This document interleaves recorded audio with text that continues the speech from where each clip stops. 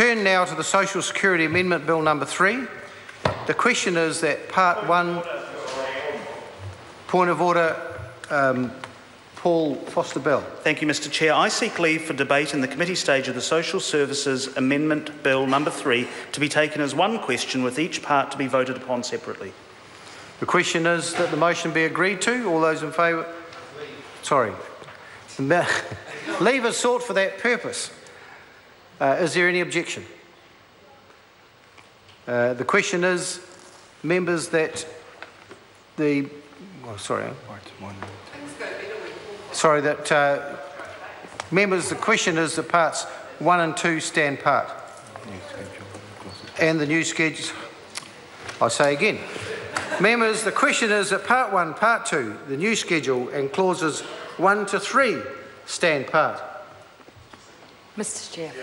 I call Jacinda Ardern. Thank you. Well, yes, I wouldn't want to miss out on my opportunity. Thank you, Mr Chair. It's my pleasure to speak on the Social Security Amendment Bill number 3. And while Labor is supporting this bill, which essentially I would describe as a kind of omnibus bill, which, had it actually not had quite so many retrospective changes to it, which are necessary because obviously there have been drafting issues, it may have qualified potentially for a statute amendment bill. But there are a number of changes that we are making in this bill, some of which actually I do think point to some wider issues within the Social Security Act, which I think deserve robust debate. I want to start, Mr Speaker, though, by speaking to the short-form departmental disclosure statement, obviously prepared by the Ministry of Social Development, to clarify whether or not any of the changes in this bill have any impact on the freedoms or rights or obligations on a department or an individual retrospectively. Because, of course, Parliament has an interest, if we are doing anything in this place, that retrospectively takes away an individual's rights or freedoms or entitlements. And what this departmental report demonstrates is that obviously this bill is correcting a number of errors, because most frequently you see retrospective legislation when we are amending policy intent to fit with what the government wanted to do but didn't quite draft correctly. So when we look at that departmental report, we can see that, for instance, Clause 5A is clarifying that only a person who, respect to a period of overseas employment, had tax deducted or withheld under New Zealand's PIA rules. Clause 5A is coming into effect retrospectively. Clause 6A amends Schedule 6 of the Social Security Act to clarify that the $20 personal earnings exemption only applies to beneficiaries granted supported living payments, a very recent amendment, obviously, to the Social Security Act, due to total blindness or permanent and severe restriction in capacity for work. And that, again, is also coming in retrospectively. Obviously, clear drafting errors. We come then to Clause 6B. It amends Schedule 18 of the Social Security Act to reinstate the income threshold for non-beneficiary sole parents receiving accommodation supplement. That comes into effect retrospectively. It goes on. There's a few other, Mr Chair, but you take my point that these are obviously the things the government intended to do in original drafting but didn't.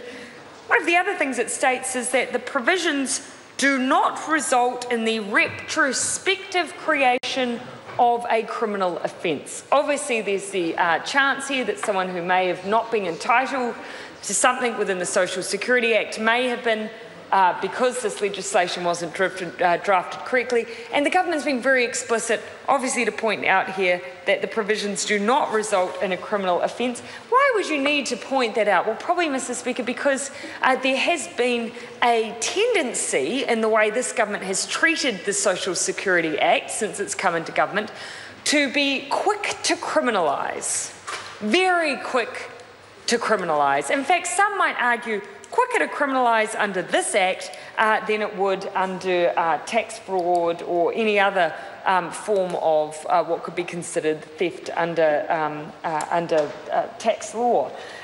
We've only ever argued that the government treat those two groups equitably, and it's a point I just wanted to make. Mr Chair, though, the piece that I wanted to speak to specifically, though, in my first contribution relates to Part 1.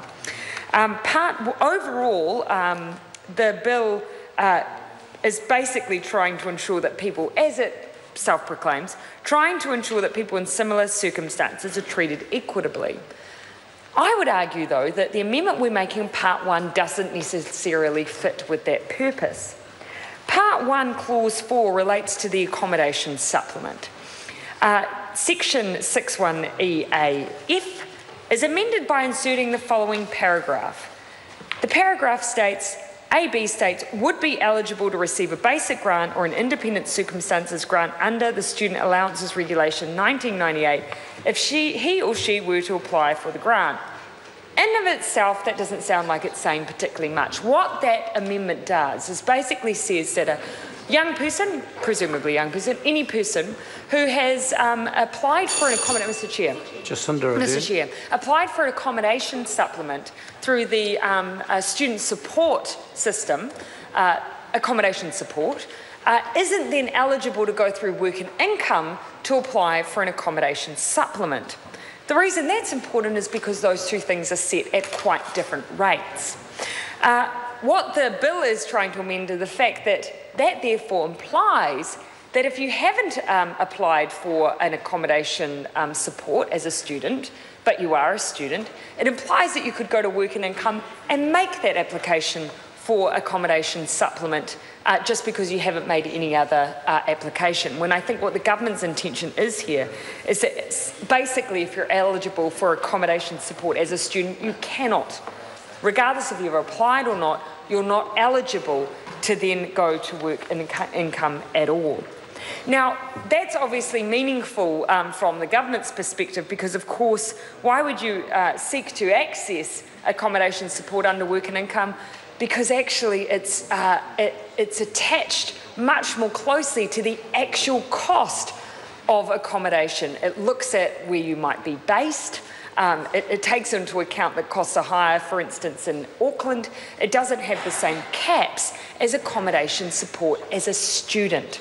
Now, one might then ask the question, well, wouldn't a better way to deal with this be simply to bring the two accommodation support entitlements into alignment? It's a very fair question and something that obviously rung true with the government for one particular set of beneficiaries, and that is those who are on sole parent support. We had the ridiculous situation after the welfare reforms where those who are on sole parent support, who may have been studying, they might have had a child that was, say, 5, they might have been studying, they might have been told by work and income, well, you've now got to seek part-time work. And the parent might have been, for instance, and this is a genuine case I had, might have been in nurse training. Work and income then, because their focus was on ensuring that person was seeking work in a part-time capacity, when a dishwashing job came up, even though it clashed with that individual study, work and income told that sole parent to quit their study and to be a dishwasher. Now, anyone, I'm sure, in this House would say that's a ridiculous set of circumstances. Why would you have someone remove themselves from study, which means in the longer term they'll withdraw from their need to access government support in order to go and take a part-time job as a dishwasher where you will need your income supplemented? It's a very good question. Well, the reason she was on sole parent support was because the accommodation supplement was more generous.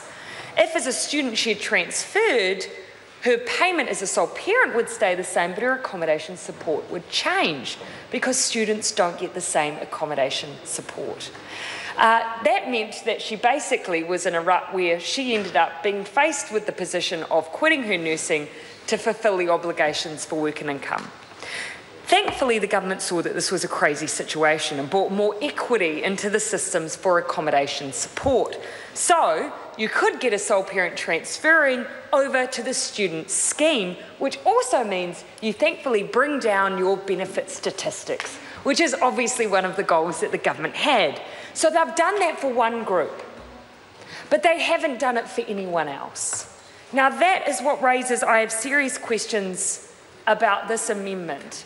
that if we're saying that actually for sole parents it made sense to create equity between accommodation support and accommodation supplement, why not say for a job seeker? What's the difference between a job seeker who's given a 16-week training course by work and income and a job seeker who actually goes into full-time training, transfers over to student support, but is not eligible for that same level of accommodation support?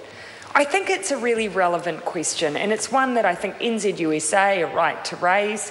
Why is it that we are using two different schemes to assess the kind of support that someone's eligible for? And I would really seek a view, thankfully, actually helpfully, it is the Minister of Social Development and the Chair. And Minister, I really would welcome hearing from you the rationale, the policy rationale for that differentiation, because in the departmental report on this, the Ministry actually really remains pretty silent on why we can have these differentiated schemes, and I'd be interested to hear from her on that. Poto Williams. Thank you, Mr. Chair. A good choice.